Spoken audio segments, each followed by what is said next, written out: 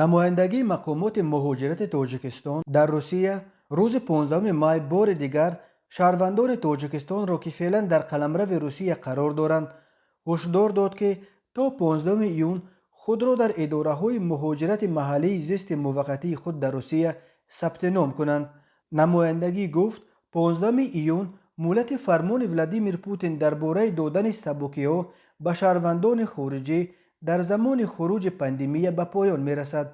به این دلیل نمایندگی از همه مهاجران کره که حالا در روسیه قرار دارند ولی به کدام سبب خود را در قید مقامات مهاجرتی این کشور نگذاشتند، حقوق ویرانکنی ماموری نیز ندارند، خواسته است به شبه های نویوی مهاجرتی در محل زیستشان حاضر شده خود را به قید گذاشته بود و باش خود را در روسیه دراز نمایند. به تاکید نمایندگی اگر شما بود و باش خود را در فدراسیون روسیه تا 15 ایون سال روان به رسمیت ندارید به طور خودکار و یا اتوماتیک بر روی خط شخصانی که ورودشان به فدراسیون روسیه منع است شامل می شوید.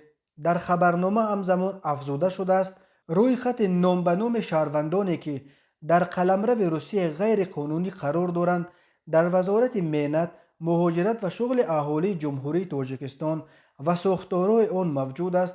مهاجران تاجیک طریق آنجا می توانند در روی خط سیاه افتادن یا نافتادن خود را تفتیش کنند.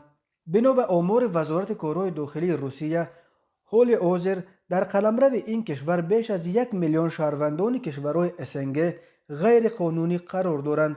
از جمله 247,000 آنها شهروندان تاجیکستان گفته شده است، ولی مقامات تاجیکستان این رقم را خیلی زیاد از شماره واقعی می شمارند.